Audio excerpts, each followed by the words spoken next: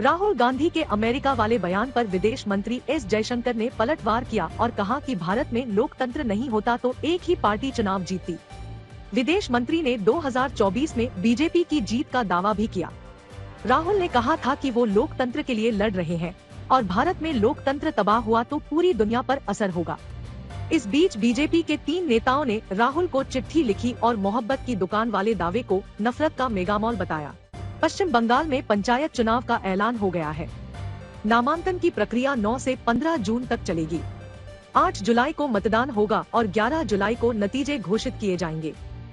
बंगाल में त्रिस्तरीय पंचायत चुनाव के तहत ग्राम पंचायत, पंचायत समिति और जिला पंचायत की कुल 72,830 सीटों के लिए मतदान होगा। 2018 के पंचायत चुनाव के दौरान बंगाल में बड़े पैमाने पर हिंसा हुई थी। दिल्ली में गुरु गोविंद सिंह इंद्रप्रस्थ यूनिवर्सिटी के ईस्ट दिल्ली कैंपस के उद्घाटन के दौरान उपराज्यपाल वीके सक्सेना और मुख्यमंत्री अरविंद केजरीवाल एक मंच पर नजर आए, लेकिन कार्यक्रम में सियासी तनातनी नजर आई। कभी मोदी मोदी के नारे लगे तो कभी अरविंद केजरीवाल के समर्थन में। दिल्ली के सीएम ने जब भाषण शुरू किया तो पीएम मोदी के समर्थन में नारे लगने लगे। तब केजरीवाल ने कहा कि अगर नारों से एजुकेशन सिस्टम बेहतर होता तो पिछले 70 साल में हो गया होता। हंगामे और हिंसा के बाद कोल्हापुर में सुरक्षा इंतजाम कड़े किए गए हैं। सुरक्षा एजेंसियों ने फ्लैग मार्च किया है। इस बीच पुलिस ने उन 36 आरोपियों को कोर्ट में पेश किया जिन पर तोड़फोड़ और पथराव का आरोप है। उधर कोल्हापुर की घटना को लेकर शरद पवार ने एकनाथ शिंदे सरकार को नसीहत दी तो बीजेपी ने शरद पवार को औरंगजेब का अवतार बता दिया। दिलचस्प ये है कि केंद्रीय मंत्री रामदास आठवले ने कोल्हापुर की घटना के पीछे पाकिस्तान का हाथ बता दिया। मध्य प्रदेश के सीहोर में बोरवेल में फंसी बच्ची सृष्टि की मौत हो गई। बच्ची 6 जून को करीब 300 फीट गहरे बोरवेल में फंसी थी। उधर बिहार के सासाराम में पुल के पिलर में फंसे 11 साल के बच्चे रंजन की भी मौत हो गई। रंजन के रेस्क्यू के लिए एनडीआरएफ की टीम ने मैराथन ऑपरेशन चलाया और बच्चे को निकाल भी लिया, लेकिन अस्पताल ले जाते वक्त उसकी मौत हो गई। मुंबई में श्रद्धा वॉलकर जैसा मामला सामने आया है। मीरा रोड इलाके में 56 साल के आरोपी ने 32 साल की लिव इन पार्टनर की हत्या की और फिर आरी से लाश के टुकड़े कर दिए। इसके बाद आरोपी ने लाश के टुकड़े कुकर में उबाल दिए। पुलिस को शक है कि आरोपी ने उबला हुआ मांस कुत्तों को खिलाया। आरोपी का नाम मनोज साने है। वो पिछले 3 साल से सरस्वती नाम की महिला के साथ किराए के फ्लैट में रह रहा था। 1 हफ्ते की देरी से आखिरकार मॉनसून ने केरल तट पर दस्तक दे दी। मौसम विभाग के मुताबिक अगले कुछ घंटों में मॉनसून तमिलनाडु और कर्नाटक तक पहुंच जाएगा। 10 जून तक महाराष्ट्र में भी मॉनसूनी बारिश शुरू होने का अनुमान है। इस बीच मौसम विभाग ने तटीय इलाकों के लिए चक्रवाती तूफान का अलर्ट जारी किया है। उधर उत्तर भारत के मैदानी इलाकों में भीषण गर्मी का कहर जारी है। भारतीय रिजर्व बैंक ने इस बार रेपो रेट में बढ़ोतरी नहीं की है, यानी ब्याज दर 6.5% पर बनी रहेगी। लगातार दूसरी बार आरबीआई ने दरों में बदलाव नहीं किया है। रेपो रेट में बदलाव नहीं होने से लोन महंगे नहीं होंगे और ईएमआई भी नहीं बढ़ेगी। आरबीआई के अनुमान के मुताबिक इस साल महंगाई 4% के ऊपर रहने की संभावना है। मॉनेटरी पॉलिसी को लेकर आरबीआई हर 2 महीने पर बैठक करता है। फ्रांस के अनेसी शहर में एक पार्क में कुछ बच्चों पर चाकूबाज ने हमला कर दिया। बताया जा रहा है कि घटना में 8 बच्चे घायल हुए हैं। बच्चों की उम्र 3 से 5 साल के बीच बताई जा रही है। फ्रांस पुलिस ने हमलावर को गिरफ्तार कर लिया है। आरोपी सीरिया से आया एक अवैध शरणार्थी है। उसने बच्चों को उस वक्त निशाना बनाया जब वो पार्क में खेल रहे थे। ओवल में ICC world test championship final के दूसरे दिन ऑस्ट्रेलिया ने भारत के खिलाफ पहली पारी में 469 रन का बड़ा स्कोर खड़ा कर लिया है। दूसरे दिन स्टीव स्मिथ ने भी शतक जड़ते हुए टीम इंडिया की परेशानी बढ़ा दी। भारत की ओर से मोहम्मद सिराज ने सबसे ज्यादा 4 विकेट झटके। शमी और शार्दुल ठाकुर ने 2-2 विकेट अपने नाम किए। ऑस्ट्रेलिया की ओर से ट्रेविस हेड ने सबसे ज्यादा 163 रन की पारी खेली। एलेक्स कैरी ने भी 48 रनों का योगदान दिया। टेस्ट में वापसी के लिए रोहित के रणवीरों को अपना पूरा दमखम दिखाना होगा। आजकल आप चारों तरफ लिव इन रिलेशनशिप्स और लिव इन पार्टनर्स के बारे में लगातार सुनते रहते होंगे, पढ़ते रहते होंगे, और आपके आसपास भी ऐसे बहुत सारे कपल्स होंगे जो अपने आप को कहते होंगे कि हम लिव इन रिलेशनशिप में हैं। मुंबई में 56 साल के एक आदमी ने 32 साल की अपनी लिव इन पार्टनर की हत्या कर दी है और फिर उसके शव के टुकड़े टुकड़े करके पहले उन्हें प्रेशर कुकर में उबाला और फिर उन टुकड़ों को या तो जानवरों को खिला दिया या फिर नाली में बहा दिया। और मुंबई की ही तरह भारत के आईटी हब माने जाने वाले बेंगलुरु में भी 29 साल के एक लड़के ने 23 साल की एक लड़की की हत्या कर दी और ये दोनों भी लिव इन रिलेशनशिप में ही थे। इसके अलावा भी बहुत सारी खबरें आप हर रोज अखबारों में पढ़ते होंगे जहां आपको यह पता चलता है कि लिव इन रिलेशनशिप में रहने वाले लोगों ने किसी की हत्या कर दी, अपने ही लिव इन पार्टनर की हत्या कर दी। इसलिए आज हम भारत में लिव इन रिलेशनशिप्स का एक ब्लैक एंड व्हाइट विश्लेषण करेंगे, जिससे आपको यह पता चलेगा कि हमारे देश में लिव इन पार्टनर्स की हत्या के मामले अचानक इतने बढ़ते क्यों जा रहे हैं और क्या भारत के युवा, भारत के परिवार, हमारा समाज और हमारा कानून बिना शादी किए ऐसे रिश्तों को अपनाने के लिए या ऐसे लिव इन रिलेशनशिप्स के लिए तैयार है। क्या आप एक परिवार के तौर पर, एक समाज के तौर पर लिव इन रिलेशनशिप्स के लिए तैयार हैं? लेकिन इस विश्लेषण से पहले हम आपको मुंबई के इस वीभत्स हत्याकांड के बारे में बताएंगे, जिसके बारे में आज दिन भर पूरे देश में चर्चा हो रही है। जिस व्यक्ति ने इस घटना को अंजाम दिया है उसका नाम है मनोज साने और जिस महिला के साथ यह ऐसा हुआ, यानी जिस महिला की हत्या हुई, उसका नाम है सरस्वती वैद्य। इन दोनों की तस्वीरें आपकी स्क्रीन पर है। सरस्वती सिर्फ 32 साल की थी और मनोज 56 साल का था। 32 साल की सरस्वती एक अनाथ महिला थी जिसका बचपन भी एक अनाथ आश्रम में गुजरा, जबकि मनोज साने पहले मुंबई के बोरीवली में रहता था और वहीं पर एक राशन की दुकान पर काम करता था। और इसी राशन की दुकान पर मनोज और सरस्वती की पहली मुलाकात हुई और यह बात है वर्ष 2014 की।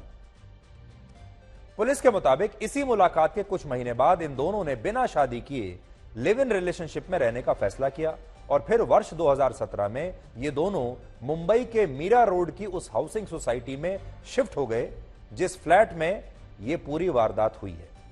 मनोज ने पुलिस को बताया है कि उसने सरस्वती की हत्या नहीं की, बल्कि सरस्वती ने इन दोनों के बीच होने वाले झगड़ों से परेशान होकर आत्महत्या की थी, जिसके बाद मनोज ने पुलिस के डर से सरस्वती के शव के टुकड़े टुकड़े कर दिए और फिर उसे ठिकाने लगाने की कोशिश की। हालांकि पुलिस इस बात पर यकीन नहीं कर रही है और इस बात पर शायद आपको भी यकीन नहीं होगा। पुलिस को ऐसा शक है कि मनोज ने ही इस महिला की हत्या की है और फिर उसके शव के साथ इतना घिनौना बर्ताव किया जिसकी कोई कल्पना भी नहीं कर सकता। अब तक की जांच के मुताबिक इस आरोपी ने गिरफ्तार होने से 3-4 दिन पहले इस महिला की हत्या की। इसके बाद इस महिला के शव को धीरे धीरे वो ठिकाने लगा रहा था। पहले इसने पेड़ काटने वाले एक कटर की मदद से लाश के टुकड़े टुकड़े किए, लाश के कई छोटे छोटे टुकड़े कर दिए। फिर एक एक करके इन टुकड़ों को ये प्रेशर कुकर में उबालता रहा, उबालकर उन्हें गलाकर इस महिला की लाश को धीरे धीरे ठिकाने लगाता रहा। इसी दौरान इस हाउसिंग सोसाइटी में रहने वाले लोग इस बात को लेकर बड़े परेशान हो गए कि आखिर उनके घरों में लाश के सड़ने की बदबू कैसे आ रही है और ये बदबू कहां से आ रही है। तो हम आपको बताएंगे ये पकड़ा कैसे गया। पकड़े जाने के पीछे सबसे बड़ी वजह थी कि उसके फ्लैट से लगातार बदबू आ रही थी और जो अड़ोस पड़ोस के जो फ्लैट्स थे और जो लोग थे वो बदबू से परेशान हो गए। शुरुआत में बहुत सारे लोगों को लगा कि यह बदबू इस हाउसिंग सोसाइटी की ड्रेनेज लाइन से आ रही है, वहां कोई लीकेज होगा। फिर लोगों को लगा कि या तो कोई जानवर इस सोसाइटी में मर गया है या किसी के घर में कोई चूहा मरा है। हालांकि सबके बीच कुछ लोगों को ऐसा शक था कि यह बदबू किसी लाश के सड़ने की भी हो सकती है, यानी हमारी ही सोसाइटी में हो सकता है कोई लाश हो। जब इस आरोपी के सामने वाले फ्लैट में रहने वाले एक लड़के को यह शक हुआ तो उसने मनोज के घर जाकर उससे इसके बारे में बात करने की कोशिश की। लेकिन जब वो मनोज के घर गया, उसने डोरबेल बजाई। 15 मिनट तक बेल बजाने के बाद भी मनोज ने अपने फ्लैट का दरवाजा नहीं खोला और इसी के बाद इस लड़के ने हाउसिंग सोसाइटी की जो कमेटी होती है उससे शिकायत की और पुलिस को इसके बारे में इतला दी गई। और जब पुलिस इस फ्लैट का गेट तोड़कर अंदर घुसी तो उसे एक कमरे में काले रंग का प्लास्टिक कवर बिछा हुआ मिला, जिससे पूरे कमरे में फर्श पर बिछाया हुआ था और उस पर इस महिला के कटे हुए बाल पड़े हुए थे। जब पुलिस इसी फ्लैट की किचन में गई तो वहां उसे 3 बाल्टियां मिली जिनमें खून भरा हुआ था और इस महिला के शव के टुकड़े उन बाल्टियों में काट कर रखे हुए थे। और इसी किचन से पुलिस को प्रेशर कुकर में लाश के कुछ और टुकड़े मिले और एक ट्री कटर मिला। और जब मनोज शाम को अपने फ्लैट पर आया, उस दौरान मनोज कहीं बाहर गया हुआ था, जब वो शाम को आया तो पुलिस ने उसे गिरफ्तार कर लिया। आपको बताना चाहता हूं कि ये जो खबर है ये आपको डिस्टर्ब कर सकती है, ये खबर आपको परेशान कर सकती है, इसलिए जो कमजोर दिल के लोग हैं वो इस खबर को ना देखें। आप 2-4 मिनट के लिए ना देखें, उसके बाद जो हम लिव इन रिलेशनशिप्स का विश्लेषण करेंगे आप उसके बाद हमें ज्वाइन कर सकते हैं अगर आपको यह खबर डिस्टर्ब कर रही है मेंटली। पुलिस का कहना है कि मनोज ने यह वारदात आफताब को ध्यान में रखते हुए की, जिसने इसी तरह अपनी लिव इन पार्टनर श्रद्धा की हत्या करके उसके टुकड़े टुकड़े कर दिए थे। आपको याद होगा श्रद्धा मर्डर केस जो दिल्ली में हुआ था, पूरे देश में उसकी कई दिनों तक चर्चा होती रही थी और तब हमें ऐसा लगता था कि इससे विभत्स हत्या कोई हो नहीं सकती जिसमें आफताब ने अपनी ही लिव इन पार्टनर की हत्या की थी। आपको याद होगा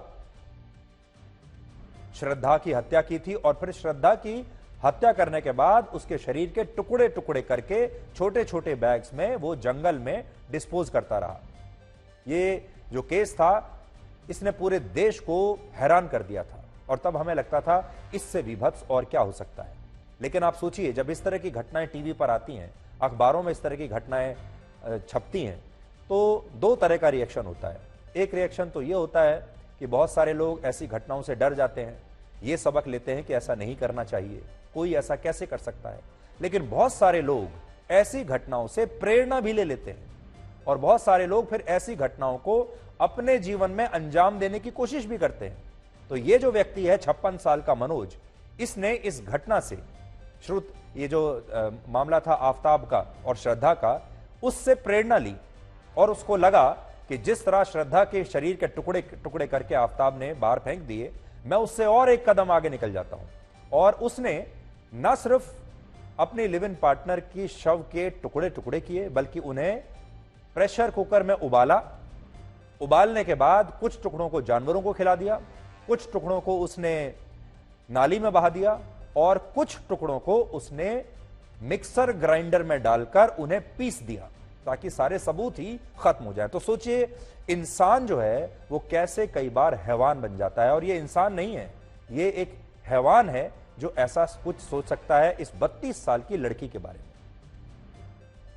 आज हम अपराध के पहलू पर नहीं जा रहे, ये है तो बहुत बड़ा अपराध, लेकिन इसके पीछे वजह क्या है, आज उस वजह पर जा रहे हैं।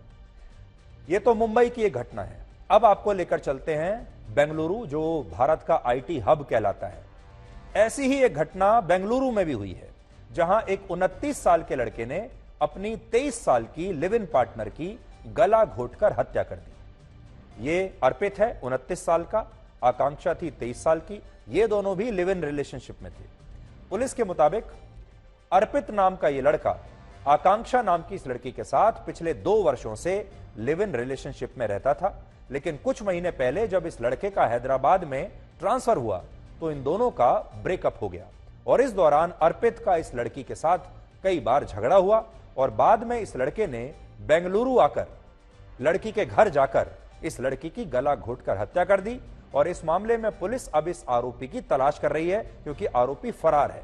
ये लड़का हत्या करके फरार हो गया। और ये लिव इन रिलेशनशिप वाला फसाद सिर्फ बड़े शहरों तक सीमित नहीं है, अब छोटे छोटे शहरों के जो युवा हैं उन्हें भी लिव इन रिलेशनशिप में रहने का शौक चढ़ रहा है और वहां पर भी इस तरह की हत्याएं हो रही हैं। अब लेकर चलते हैं आपको छत्तीसगढ़ के बालोद जिले में। एक ऐसी घटना हुई जहां एक 53 साल के व्यक्ति ने अपनी 45 साल की लिव इन पार्टनर की पीट पीट कर हत्या कर दी। और इस हत्या का कारण भी यही था कि इन दोनों के बीच आए दिन झगड़े होते थे। और ऐसी घटनाओं की जो सूची है वो बहुत लंबी है। अगर आप हर रोज अखबार पढ़ते हैं, न्यूज चैनल्स देखते हैं, तो आपको पूरे भारत से, चाहे बड़े शहर हों, चाहे छोटे शहर हों, कस्बे हों, अब आपको ऐसी घटनाएं रोज पढ़ने को, सुनने को मिलती होंगी जहां लोग अपने लिव इन पार्टनर्स की हत्या कर रहे हैं। और ये सारी घटनाएं हो रही हैं उन कपल्स के साथ जो शादी नहीं की, जिन्होंने जो लिव इन रिलेशनशिप में रह रहे हैं। जैसे दिल्ली में इसी साल 10 फरवरी को साहिल गहलोत नाम के एक लड़के ने अपनी 23 साल की गर्लफ्रेंड की हत्या करके उसके शव को अपने ही गांव के एक ढाबे में एक फ्रिज में छिपा दिया। लेकिन इसके बाद जब इस लड़की के परिवार ने पुलिस में उसकी गुमशुदगी की शिकायत की तो पुलिस ने इस लड़के को गिरफ्तार कर लिया था। और यह लड़का क्या कर रहा था? अपनी लिव इन पार्टनर की हत्या करने के बाद यह शादी के मंडप पर बैठा हुआ था। इसके बाद हत्या करने के बाद सीधा शादी करने के लिए गया और किसी और से शादी कर रहा था। इसी तरह महाराष्ट्र के पालघर में इसी साल 27 साल के एक लड़के ने अपनी 35 साल की लिव इन पार्टनर की इसलिए हत्या कर दी क्योंकि यह लड़की लिव इन में रहते हुए इस लड़के पर शादी करने के लिए दबाव बना रही थी। यानी बहुत सारे लड़के ऐसे हैं जो लिव इन में तो ठीक है लेकिन शादी नहीं करना चाहते, और जब लड़की शादी के लिए दबाव डालती है तो फिर इस संबंध से बाहर निकलने का एक ही रास्ता उनको समझ में आता है कि लड़की की हत्या कर दो। आज आपको शायद यकीन नहीं होगा कि पिछले 8 महीनों में ही हमारे देश में 27 से ज्यादा ऐसी घटनाएं हो चुकी हैं जिनमें लड़कों ने अपनी लिव इन पार्टनर्स की बेरहमी से हत्या की है। और आप जब इन सभी घटनाओं की मूल जड़ में जाएंगे, समस्या की जड़ में जाएंगे, तो आपको एक ही कारण मिलेगा और वो है लिव इन रिलेशनशिप्स। यानी इन सब में जो कॉमन है, जो कॉमन थ्रेड है, वो है लिव इन रिलेशनशिप्स। ये सारी लड़कियां जो मारी गईं ये लिव इन रिलेशनशिप्स में थी।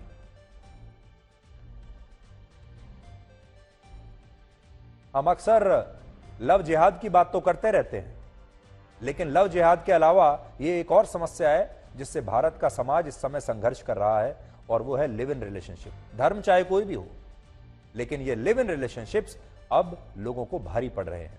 भारत में लिव इन रिलेशनशिप की यह संस्कृति असल में पश्चिमी देशों से आई है, जहां इसे लिव इन नहीं बल्कि कोहैबिटेशन कहते हैं। और ऐसे रिश्तों को पश्चिमी देशों में न सिर्फ स्वीकार किया जाता है बल्कि वहां ज्यादातर कपल्स को वैसे ही कानूनी अधिकार प्राप्त होते हैं जो अधिकार शादीशुदा विवाहित कपल्स को भारत में या दूसरे देशों में दिए जाते हैं। यानी पश्चिमी देशों में अगर आपने शादी की है या आप लिव इन रिलेशनशिप में रहते हैं, बात बराबर है, सबको बराबर के अधिकार है, वही अधिकार मिलते हैं।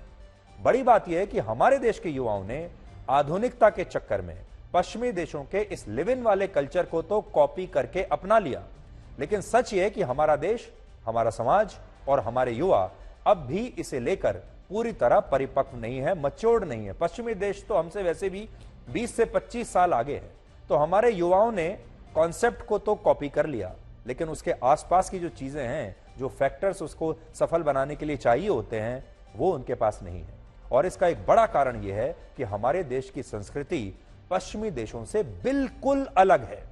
हमारी संस्कृति, हमारे पारिवारिक मूल्य वो पश्चिमी देशों से बिल्कुल अलग है। तो आप अगर आंख बंद करके पश्चिमी देशों का कोई सामाजिक कॉन्सेप्ट कॉपी कर लेंगे और उसे हमारे समाज पर आप कॉपी पेस्ट कर देंगे तो वो सफल हो ही नहीं सकता, क्योंकि हमारा समाज अलग है, हमारा डीएनए अलग है, हमारे सोचने समझने का तरीका अलग है, हमारी परवरिश अलग तरीके से हुई है। पश्चिमी देशों में लिव इन रिलेशनशिप्स का कॉन्सेप्ट इसलिए आया क्योंकि वहां ज्यादातर शादियां, एक समय ऐसा आया जब शादियां सफल नहीं हो रही थी, शादियां टूट रही थी, और इसीलिए वहां किसी भी लिव इन रिलेशनशिप का फाइनल डेस्टिनेशन या जिसको आप कह लीजिए आखिरी मकसद शादी नहीं होता, बल्कि उनका मकसद होता है टुगेदरनेस, यानी एक साथ रहना। तो पहला अंतर तो आप समझिए, पश्चिमी देशों में लोग जो लिव इन रिलेशनशिप्स में होते हैं वो आखिर में ये नहीं सोचते कि इसका आखिरी जो हमारा डेस्टिनेशन है वो शादी ही होगा। वहां जो मूल भाव होता है वो ये है कि हमें साथ में रहना है, टुगेदरनेस के लिए हम इस संबंध में आ रहे हैं। जबकि भारत में ऐसा बिल्कुल नहीं है। हमारे देश में किसी भी लड़के और लड़की के बीच के रिश्ते का फाइनल डेस्टिनेशन आज भी शादी है। यानी लिव इन रिलेशनशिप्स में पश्चिमी देशों के संस्कार तो फिट बैठते हैं, लेकिन हमारी संस्कृति इसमें फिट नहीं बैठती। और इसीलिए जब हमारे देश के युवा पश्चिमी देशों की नकल करते हैं और लिव इन रिलेशनशिप्स में रहना शुरू करते हैं तो इससे ऐसी घटनाएं होती हैं जिनकी कल्पना करना भी मुश्किल है। क्योंकि हमारे देश की लड़कियां लिव इन रिलेशनशिप्स के बाद शादी की उम्मीद करती हैं। तो बहुत जगह तो लड़कियां शादी करना चाहती हैं, लड़का नहीं करना चाहता, और बहुत जगह लड़का शादी करना चाहता है लेकिन लड़कियां उस संबंध से बाहर निकलना चाहती हैं। भारत की प्राचीन संस्कृति विवाह यानी शादी को रिश्तों का सबसे बड़ा आधार मानती है। जबकि पश्चिमी देशों की प्राचीन संस्कृति लिव इन रिलेशनशिप्स को रिश्तों का आधार मानती है, टुगेदरनेस को आधार मानती है। ऐसा कहा जाता है कि प्राचीन रोम में भी बहुत सारे कपल्स बिना शादी के एक साथ रहा करते थे और तब इसे एक परंपरा के तौर पर देखा जाता था जिसे कॉन्क्यूबेनेटस कहा जाता था। यह कॉन्सेप्ट था कॉन्क्यूबेनेटस। उस समय प्राचीन रोम में लिव इन में रहने वाले कपल्स बड़े बड़े पत्थरों पर अपना नाम अंकित करते थे और ऐसे रिश्तों को पवित्र माना जाता था, कैजुअल रिश्ता नहीं माना जाता था। मध्यकालीन युग और फिर आधुनिक दौर में जब शादी करने का चलन बहुत बढ़ गया तो लिव इन वाला ये कल्चर बहुत कम लोकप्रिय रह गया।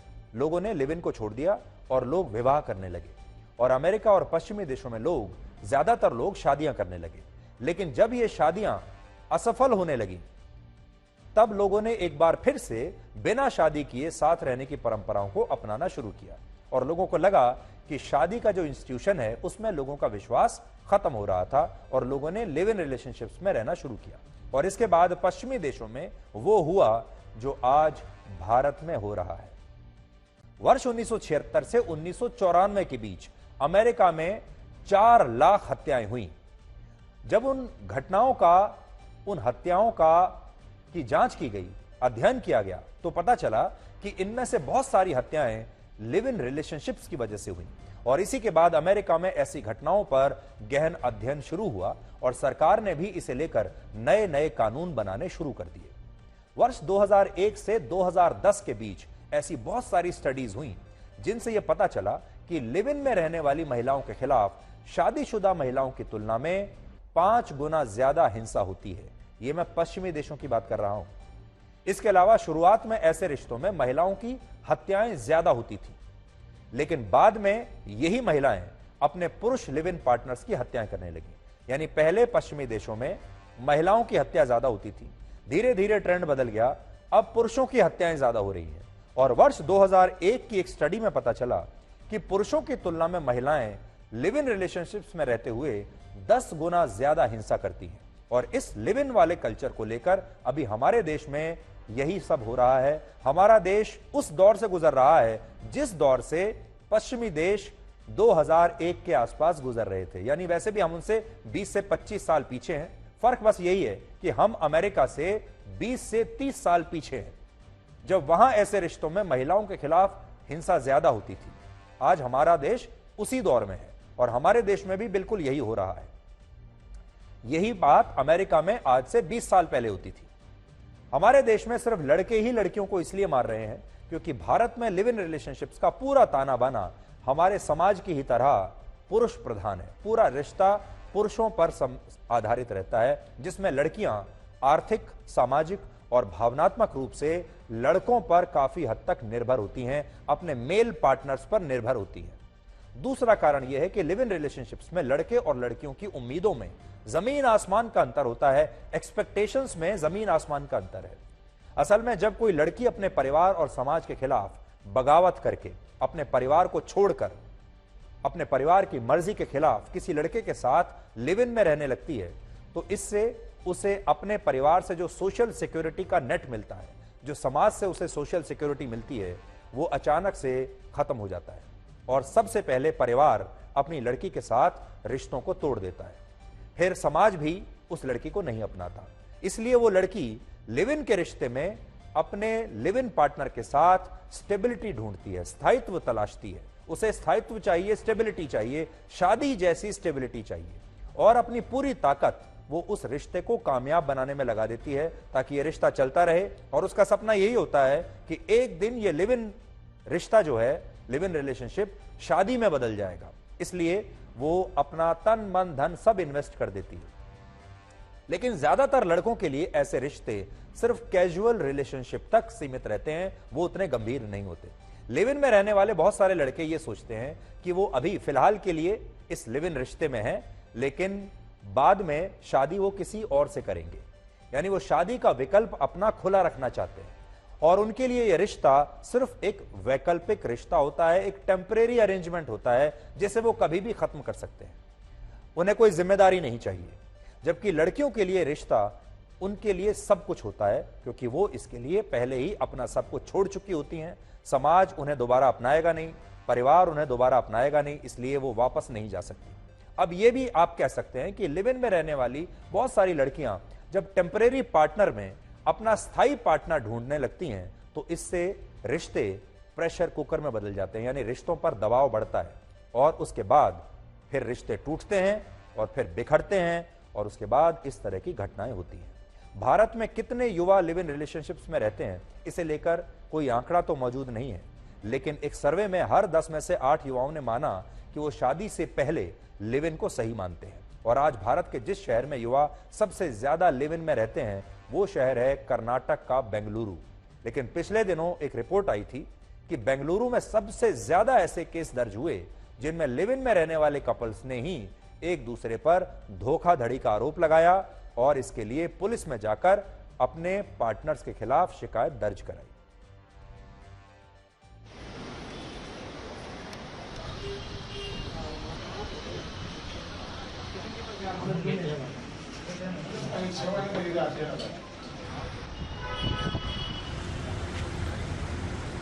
ये जो घटना हुई है वो गीता आकाशदीप सोसाइटी, जो मेरे ठीक पीछे आप देख सकते हैं, इसी बिल्डिंग के 7वें मंजिल पर ये जो कपल है वो रहते थे। आपको बता दें सबसे महत्वपूर्ण जो दोनों कपल है वो अक्सर मॉर्निंग में जो है मॉर्निंग वॉक करने जाते थे, कुत्तों को खाना भी देने जाते थे। ये आप जो फ्लैट देख सकते हैं आकाशदीप सोसाइटी का 704, इसी के अंदर मर्डर हुआ है। आपको सबसे पहले तो बता दें ये जो कपल है पिछले 3 से 4 साल से यहाँ पर रह रहा था, रेंट पर यहाँ पर रह रहा था। आसपास के जो लोग हैं यहाँ पर दूसरे जो 3 घर है उनसे ज्यादातर बातचीत नहीं होती थी, सिर्फ हाई हेलो होता था, लेकिन ज्यादा वो इंटरेक्ट नहीं करते थे। 3 से 4 दिन से लगातार यहाँ से जबरदस्त तेज बदबू आ रही थी, जिसकी कंप्लेंट यहाँ के जो नेबर्स थे वो भी कर रहे थे।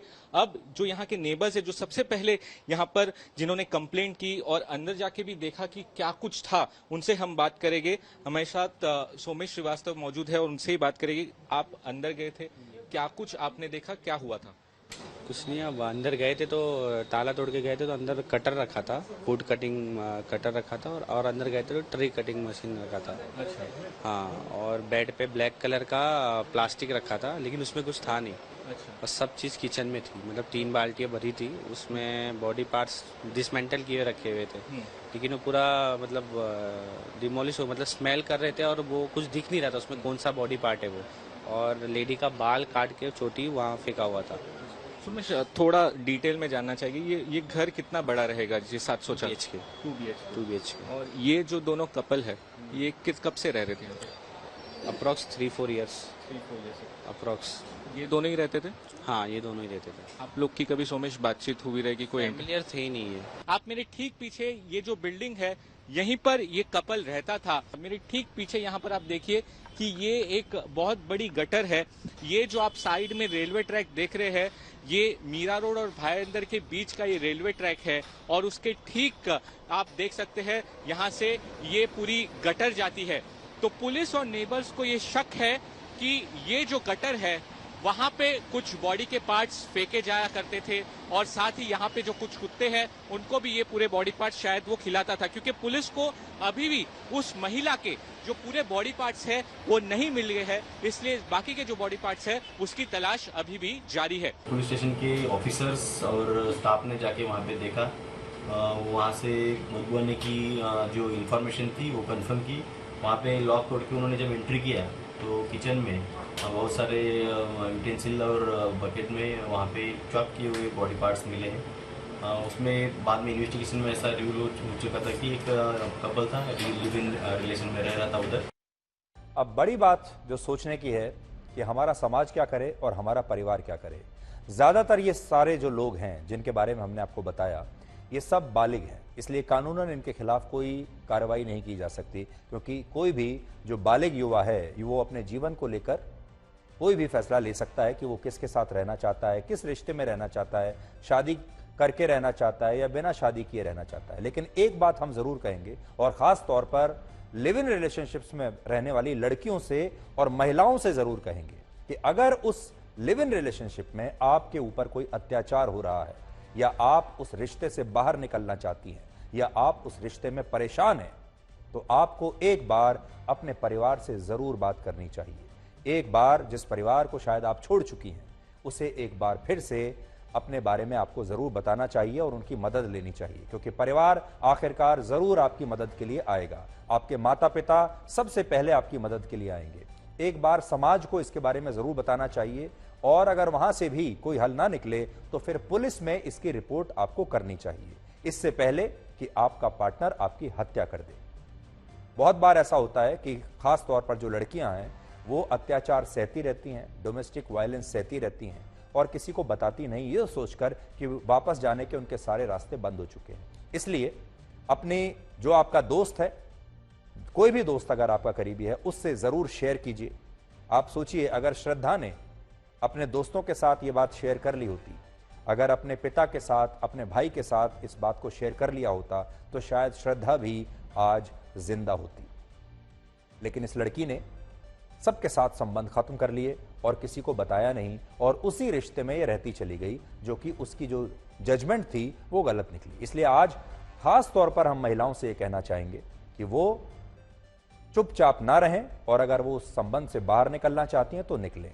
और पुरुषों से, लड़कों से ये कहना चाहेंगे कि किसी भी रिश्ते को अगर आप खत्म भी करना चाहते हैं, किसी भी संबंध को आप तोड़ना भी चाहते हैं, तो ये तरीका सही नहीं है।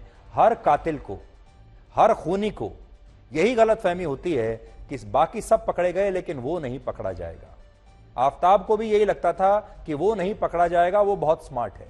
ये जो मनोज है 56 साल का, इसे भी यही लगता था। वो बेंगलुरु में जो लड़का था, उसे भी यही लगता था कि वो कभी पकड़ा नहीं जाएगा। सबको यही लगता है, हर अपराधी ये सोचता है अपराध करने से पहले कि वो अपवाद है, वो नहीं पकड़ा जाएगा। लेकिन हर खूनी एक ना एक दिन पकड़ा ही जाता है। अब हमारा अगला विश्लेषण बुलंदशहर की उस घटना को लेकर है, जिसमें 31 मई की रात को वहां एक गांव के 4 मंदिरों में तोड़फोड़ की गई थी और मंदिरों में रखी भगवान की मूर्तियों को तोड़ दिया गया था। उस दिन हमने इस घटना का पूरा विश्लेषण किया था आपके लिए। लेकिन आज उत्तर प्रदेश की पुलिस को जांच करने के बाद यह पता चला कि उन मंदिरों में तोड़फोड़ करने वाले आरोपी किसी और धर्म के नहीं, बल्कि हिंदू धर्म के ही लोग थे। आज हम आपको बताएंगे कि आखिर हिंदू धर्म के लोग ही हिंदू आस्था को चोट क्यों पहुंचा रहे हैं। लेकिन इससे पहले आपको बताते हैं कि पुलिस ने जिन 4 हिंदू लड़कों को इस मामले में गिरफ्तार किया है, उन सभी लड़कों की उम्र 25 से 30 साल के आसपास है। इनमें मुख्य आरोपी का नाम है हरीश शर्मा और बाकी आरोपियों के नाम है शिवम, केशव और अजय, यानी सारे हिंदू धर्म को मानने वाले लोग हैं। ये वो 4 हिंदू लड़के हैं जिन्होंने 31 मई की देर रात बुलंदशहर के इस गांव में 4 मंदिरों में तोड़फोड़ की थी, और इस दौरान इन आरोपियों ने गांव में उस 131 वर्ष पुराने शिवलिंग को भी क्षति पहुंचाई थी, जिससे लोगों की बहुत गहरी आस्था जुड़ी हुई थी। उस शिवलिंग को भी इन्होंने छोड़ा नहीं, यानी शिवम नाम का ये जो लड़का है, इस शिवम ने ही शिवलिंग को तोड़ा था। इससे भी ज्यादा हैरानी की बात यह है कि चारों लड़के किसी और गांव से यहां नहीं आए थे, बल्कि ये चारों इसी गांव के रहने वाले हैं, और ये अक्सर इन मंदिरों में होने वाले धार्मिक अनुष्ठानों में भी हिस्सा लिया करते थे। पूजा पाठ के लिए इन्हीं मंदिरों में आते रहे हैं। लेकिन इनका कहना है कि 31 मई की रात को शराब के नशे में इन लोगों ने मंदिरों पर हमला किया और इस दौरान हिंदू देवी देवताओं की 15 से ज्यादा मूर्तियों को खंडित कर दिया। और इस हमले में लोहे की जिन रॉड्स से इन मंदिरों में तोड़फोड़ हुई, पुलिस ने उन रॉड्स को बरामद कर लिया है और अब इनकी भी फोरेंसिक जांच की जा रही है। हमारे देश में जब किसी मंदिर पर इस तरह का कोई हमला होता है तो ज्यादातर लोग यही सोचते हैं कि यह हमला किसी दूसरे धर्म के लोगों ने किया होगा, और इस तरह की जब घटनाएं होती हैं तो उस इलाके में सांप्रदायिक तनाव फैल जाता है। बुलंदशहर में भी जब यह घटना हुई थी तो वहां पर भी एक सांप्रदायिक तनाव फैल गया था, तनाव हो गया था पूरे इलाके में, और लोग इस बात की कभी कल्पना भी नहीं करते कि कोई हिंदू ही खुद हिंदू मंदिरों में इस तरह की हिंसा करेगा, तोड़फोड़ करेगा। लेकिन यह सच है कि इस घटना में ऐसा ही हुआ है, और आज बात सिर्फ इस घटना की नहीं है। पूरी दुनिया में शायद हिंदू धर्म ही अकेला ऐसा धर्म है जिसे मानने वाले लोग ही इसकी आलोचना करते हैं और अपने धर्म ग्रंथों और देवी देवताओं पर सबसे ज्यादा सवाल उठाते हैं। आपके सामने कुछ उदाहरण पेश करता हूं और आप भी सोचिएगा इसके बारे में। हमारे देश में जो लोग अयोध्या में भगवान श्री राम की जन्मभूमि पर मंदिर की जगह अस्पताल या स्कूल बनाने की मांग करते थे, या फिर राम जन्मभूमि पर ही सवाल उठाते थे, इसे काल्पनिक मानते थे, वो लोग किसी और धर्म के नहीं थे, वो हिंदू धर्म के ही लोग थे। इसी तरह जिन लोगों ने रामचरितमानस और महाभारत जैसे हिंदू धर्म ग्रंथों पर सवाल उठाए हैं, उन्हें काल्पनिक बताया है, वो तमाम लोग भी हिंदू ही थे। और हमारे देश के जिन नेताओं ने हिंदू आतंकवाद और भगवा आतंकवाद जैसे शब्द इस्तेमाल किए, वो नेता भी हिंदू धर्म को ही मानते थे, लेकिन हिंदू होते हुए इन नेताओं ने हिंदू आतंकवाद जैसे शब्द इस्तेमाल करके अपने ही धर्म को बदनाम कर दिया। इसी तरह हमारे देश में हिंदू त्योहारों को लेकर जो सवाल उठाए जाते हैं और कहा जाता है कि होली के मौके पर पानी की बर्बादी होती है, दिवाली के मौके पर पटाखे फोड़कर पर्यावरण को नुकसान पहुंचता है, ये कहने वाले लोग मुसलमान नहीं होते, ईसाई नहीं, सिख नहीं, बल्कि ये सारे लोग वो होते हैं जिनका अपना धर्म भी हिंदू ही है। और ये वो प्रोग्रेसिव हिंदू हैं जो खुद को सेक्युलर कहलवाना बड़ा पसंद करते हैं। और अगर मैं सूची लेकर आऊं तो आपको ऐसे न जाने कितनी घटनाएं आपको लगातार मैं बता सकता हूं, जो हिंदू धर्म को मानने वाले लोग ही सबसे ज्यादा हिंदू को धर्म को बदनाम करते हैं। भारत में जो लोग मुसलमानों को खतरे में बताते हैं, वो लोग भी उनमें से ज्यादातर मुसलमान नहीं है। ज्यादातर मुसलमान आके नहीं कह रहे कि हम खतरे में हैं। मुसलमानों से कहीं ज्यादा हिंदू धर्म के लोग हैं जो यहां आकर कहते हैं कि मुसलमान यहां पर खतरे में हैं। और यहां तक कि हिंदू धर्म से जुड़ी जिन परंपराओं पर सवाल उठाए जाते हैं, वो सवाल उठाने वाले भी सबसे ज्यादा लोग हिंदू धर्म के ही होते हैं। आप अक्सर कुछ लोगों को यह कहते हुए सुनते होंगे कि मंदिरों में शिवलिंग पर दूध नहीं चढ़ाना चाहिए, या शनिदेव पर तेल चढ़ाकर तेल की बर्बादी नहीं करनी चाहिए। ये सब अंधविश्वास है। ये सारी आपत्तियां इस्लाम को मानने वाले नहीं कह रहे, दूसरे धर्मों को, ईसाई धर्म को मानने वाले, सिख धर्म को मानने वाले ये बात नहीं कहते, बल्कि ये सारी आपत्तियां वही लोग जताते हैं जिनका अपना खुद का धर्म हिंदू धर्म ही है। और आज हिंदू धर्म को अगर किसी से खतरा है तो यह खतरा इसी धर्म को मानने वाले कुछ लोगों से है। और बुलंदशहर की यह घटना भी आपको यही बताती है। इसमें कुल 4 लोगों की गिरफ्तारी की गई है, जिसमें कि मुख्य अभियुक्त जो है उसका नाम हरीश उर्फ इलू है। ये उसी गांव बराल का रहने वाला है। पूछताछ में ये बात प्रकाश में आई कि हरीश के घेर पे लोग बैठकर शराब पीते थे। जिस दिन की ये घटना है उस दिन इन लोगों ने शराब पी और उसके बाद ये लोग वहां मंदिरों में गए और वहां पे तोड़फोड़ किए। घटना में प्रयुक्त एक सब्बल जो कि इन लोगों ने इस्तेमाल किया था उसे बरामद कर लिया गया है। इस घटना से संबंधित कुछ सीसीटीवी फुटेज व अन्य महत्वपूर्ण साक्ष्य मिले हैं, जिनके आधार पर इन 4 लोगों को आज न्यायिक अभिरक्षा में भेजा जा रहा है। अब हम आपको गेमिंग जिहाद पर चल रही अपनी सीरीज के तहत ऑनलाइन गेम्स के चैटिंग रूम्स में लेकर चलेंगे और आपको बताएंगे कि इन चैटिंग रूम्स में इस्लाम धर्म अपनाने के लिए गैर मुस्लिम नाबालिग लड़कों को कैसे प्रेरित किया जाता है। इस मामले की जांच को लेकर पुलिस ने कई नए खुलासे किए हैं और बताया है कि पुलिस को इस जांच में ऐसे कई इलेक्ट्रॉनिक एविडेंस, वीडियोस और उस चैट रूम्स के बारे में पता चला है जिसकी मदद से आरोपी गैर मुस्लिम नाबालिग लड़कों को इस्लाम धर्म अपनाने के लिए प्रेरित करते थे और उनका ब्रेन वॉश करते थे। ये लोग जिस डिस्कॉर्ड नाम के सोशल मैसेजिंग ऐप पर चैट रूम बनाकर नाबालिग बच्चों से बात करते थे, पुलिस को उसका एक वीडियो भी मिला है और ये वीडियो हमारे पास भी है। इसमें इन बच्चों को यह बताया जाता था कि इस्लाम धर्म असली धर्म है और यह धर्म इन नाबालिग लड़कों का जीवन बदल सकता है। जो व्यक्ति इस चैट रूम में ये सारी बातें लिखता था, उस व्यक्ति का नाम शहनवाज खान है, जिसने इस मैसेजिंग ऐप पर एक हिंदू नाम से अपनी एक फर्जी आईडी बनाई थी और इसके जरिए वो इन बच्चों को इस्लाम धर्म अपनाने के लिए ब्रेन वॉश करता था। और क्योंकि ऑनलाइन गेमिंग ऐप्स पर इस आरोपी की रैंकिंग बड़ी अच्छी थी और ये एक बहुत अच्छा गेमर था, इसलिए ये हिंदू नाबालिग लड़के उससे बहुत आकर्षित हो जाते थे, उसकी बातों को मान लेते थे और फिर ये व्यक्ति उनसे जो भी बात कहता था, ये लड़के आसानी से उसकी बातें मानने लगे। जैसे इस चैट रूम में इस आरोपी ने इन लड़कों से कहा कि वो इन्हें मुफ्त में दुबई लेकर जाएगा और वहां इन हिंदू नाबालिग लड़कों का रहना और खाना सब कुछ फ्री होगा। ये एक लालच दे रहा था। इसके अलावा पुलिस को कुछ और व्हाट्सएप चैट्स भी मिले हैं जिसमें एक गैर मुस्लिम लड़का आरोपी से पूछता है कि तरावी की नमाज कब तक चलेगी, और इस सवाल पर आरोपी कहता है कि यह नमाज 24 तारीख तक रमजान के महीने में पढ़ी जाएगी। ये एक गैर मुस्लिम लड़का पूछ रहा है कि नमाज कब तक चलेगी। इसके बाद लड़का लिखता है कि क्या नमाज पढ़ने के लिए कोई जगह है, तो ये आरोपी कहता है कि हाँ उसके पास जगह है, और फिर वो उस लड़के को अपने पास आने के लिए कहता है। इसके एक दिन बाद ये लड़का फिर से पूछता है कि क्या नमाज पढ़ने के लिए कोई जगह है, और आरोपी कहता है आज बहुत भीड़ है यहां पर। मैं आपके सामने कुछ चैट्स पढ़कर सुनाता हूं जो आज मैं लेकर आया हूं। उन चैट्स का एक प्रिंट आउट लेकर आया हूं जो चैट रूम बनाया हुआ है इस ऑनलाइन गेम के साथ। उसमें वो कह रहे हैं, नमाज नहीं पढ़ सकता समझ में आता है, पर दुआ पढ़ ले तो शैतान भाग जाएगा। न्यू सुरा दुआज लर्न कर ले, बहुत काम आएंगे। Ramzan is not your typical month, एक गुनाह मतलब, ऐसा इस तरह की बातें लिखी हुई हैं। फिर वो आगे कह रहा है, if you don't remember Allah he will forget you on the day of हिसाब किताब।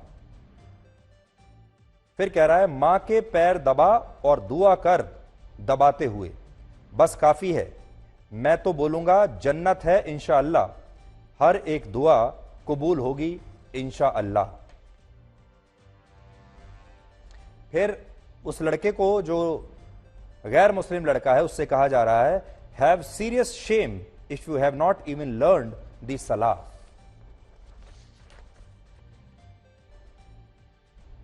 और फिर बातचीत के दौरान वो लड़का कहता है, डिपेंड तो अल्लाह पर करता है। Your heart is pumping blood because he wants to in a second he will take your life कभी ना कभी। तो ये जो पूरी चैट कर रहा है शाहनवाज खान नाम का ये जो मुख्य आरोपी है इस पूरे मामले में, ये अभी भी फरार है और पुलिस उसकी तलाश में कई राज्यों में छापेमारी कर रही है और पुलिस को शक है कि यह विदेश भाग सकता है, इसलिए इसके खिलाफ लुकआउट नोटिस भी जारी करने की तैयारी इस समय चल रही है। तो आज हमने आपको ये चैट रूम के कुछ चैट्स दिखाई हैं और आपसे हम बार बार यही बात कह रहे हैं कि हो सकता है आपका बच्चा भी ऑनलाइन गेम्स खेलता हो और हो सकता है वो भी इस तरह चैट रूम्स का हिस्सा हो और दुनिया भर में अलग अलग देशों में बैठे हुए लोगों से वो बातचीत करता हो। आपको ये बात चेक करनी चाहिए कि कहीं आपके बच्चे के साथ भी कोई इस तरह की बातचीत तो नहीं कर रहा, क्या आपके बच्चे का भी कोई इस तरह ब्रेन वॉश तो नहीं कर रहा है। इस समय भारत के करोड़ों युवा इंटरनेट के नशे में डूबे हुए हैं और ये बात शायद राजनीतिक पार्टियां भी अब अच्छी तरह से समझ गई हैं, इसलिए अब उन्होंने अपनी रणनीति बदल दी है चुनाव जीतने की। केरल भारत का पहला राज्य है जहां राइट टू इंटरनेट यानी इंटरनेट के अधिकार को लोगों का मौलिक अधिकार मानते हुए सरकार ने एक नई योजना शुरू की है और इस योजना का नाम है केरला फाइबर ऑप्टिक नेटवर्क, जिसमें गरीब लोगों को मुफ्त में इंटरनेट दिया जाएगा सरकार की तरफ से। इस योजना के तहत राज्य में 30,000 किलोमीटर का ऑप्टिकल फाइबर नेटवर्क बिछाया जाएगा और इस दौरान केरल में इस इंटरनेट नेटवर्क के कुल 375 पॉइंट्स बनाए जाएंगे। इसके अलावा इस योजना को अलग अलग चरणों में लागू किया जाएगा और इसका मकसद होगा राज्य के सभी 3.5 करोड़ लोगों को इंटरनेट की सुविधा उपलब्ध कराना और इनमें भी जो लोग गरीबी रेखा के नीचे आते हैं उन्हें फ्री इंटरनेट की सुविधा देना। यानी घूम फिर कर यह पूरी कहानी फ्री इंटरनेट पर आती है और इस मुफ्त इंटरनेट का सीधा कनेक्शन चुनाव में मिलने वाले वोटों से है। केरल की लेफ्ट सरकार का कहना है कि पहले चरण में इस योजना का लाभ ऐसे 14,000 परिवारों को दिया जाएगा जो गरीबी रेखा के नीचे है। केरल में विधानसभा की कुल 140 सीटें हैं, इसलिए सरकार ने हर विधानसभा क्षेत्र से ऐसे 100 गरीब परिवारों की पहचान की है जिन्हें यह मुफ्त इंटरनेट उपलब्ध करवाया जाएगा। इस हिसाब से अगर हर विधानसभा क्षेत्र में 100 गरीब परिवारों को फ्री इंटरनेट मिला तो पहले चरण में राज्य के 140 विधानसभा क्षेत्रों में कुल 14,000 गरीब परिवार फ्री इंटरनेट की सुविधा पाएंगे और यह सिलसिला फिर यहां रुकेगा नहीं। केरल की मौजूदा सरकार राज्य के 20 लाख गरीब परिवारों को यह मुफ्त इंटरनेट देना चाहती है और इसीलिए 5 जून से केरल में यह इंटरनेट सर्विस शुरू हो चुकी है। एक जमाना था जब हमारे देश की राजनीतिक पार्टियां लोगों का पेट भरने के लिए उन्हें गेहूं, आटा, चावल दिया करती थी, उन्हें आटा देती थी, इसके बदले में उनका वोट लेती थी। लेकिन अब पेट नहीं, इंटरनेट भरने के लिए लोगों को मुफ्त डेटा दिया जा रहा है और यह काम भी राजनीतिक पार्टियां और सरकारें कर रही हैं। लोगों को फ्री इंटरनेट देना बिल्कुल गलत नहीं है, हम इसके खिलाफ नहीं है, होना ही चाहिए। लेकिन इंटरनेट को भी अलग अलग वर्गों में बांटकर इसे मुफ्त में इस तरह से उपलब्ध कराना पहली बार हो रहा है और यह इंटरनेट वाले युग की नई तरह की राजनीति है। केरल के मुख्यमंत्री पिनाराई विजयन इस योजना को लॉन्च कर चुके हैं और उन्होंने कहा है कि इसकी मदद से राज्य के 30,000 सरकारी दफ्तरों और लाखों गरीब परिवारों को 10 मेगाबिट्स पर सेकंड से 10 गीगाबिट्स पर सेकंड तक इंटरनेट स्पीड मिल सकेगी। भारत में इंटरनेट यूजर्स की संख्या 80 करोड़ है और इनमें से करोड़ों लोग ऐसे हैं जिन्हें इंटरनेट की लत लग चुकी है और यही वजह है कि अब इन लोगों को सरकारें फ्री आटा नहीं, फ्री डेटा दे रही हैं और लगभग हर राज्य में सरकार द्वारा ऐसी ही कोशिशें अब की जा रही हैं। दिल्ली, उत्तर प्रदेश, उत्तराखंड, राजस्थान, गुजरात, बिहार, तमिलनाडु, उड़ीसा, नागालैंड, अरुणाचल प्रदेश, सब जगह लोगों को फ्री इंटरनेट की सुविधा देने के लिए कुछ निर्धारित स्थानों पर वाईफाई हॉटस्पॉट्स लगाए गए हैं। केंद्र सरकार भी फ्री इंटरनेट देने के लिए देश भर में अब तक 1,48,000 वाईफाई हॉटस्पॉट्स लगा चुकी है और अब चुनावों में राजनीतिक पार्टियां अपने घोषणा पत्र में फ्री इंटरनेट का वादा करती हैं। दिल्ली में अरविंद केजरीवाल की आम आदमी पार्टी ने भी अपने घोषणा पत्र में लोगों को फ्री इंटरनेट देने का वादा किया था। इससे यह पता चलता है कि भारत में जिस तरह लोग इंटरनेट का प्रयोग कर रहे हैं उसे देखते हुए राजनीतिक पार्टियों ने भी अब आटे की जगह डेटा मुफ्त में देना शुरू कर दिया है। आटा नहीं, अब डेटा उन्हें वोट दिलवाएगा। जबकि कई देशों में ये जो 1 GB डेटा यहां मुफ्त में दिया जाता है वो कई देशों में 500 से 1,000 रुपए तक का मिलता है। बहुत सारे देशों में आज भी इंटरनेट डेटा बहुत महंगा है। दक्षिण कोरिया में 1 GB डेटा की कीमत 1,000 रुपए है, स्विट्जरलैंड में 607, अमेरिका में 462 और जापान में 1 GB डेटा की कीमत है 317 रुपए। और इस वक्त की एक बड़ी खबर यह है कि जिस नाबालिग खिलाड़ी ने बृजभूषण शरण सिंह पर यौन शोषण का आरोप लगाया था, अब उसी लड़की के पिता ने अपने बयान में कहा है कि उनकी यह शिकायत गलत थी और झूठी थी और यह मामला बदला लेने के मकसद से दर्ज करवाया गया था।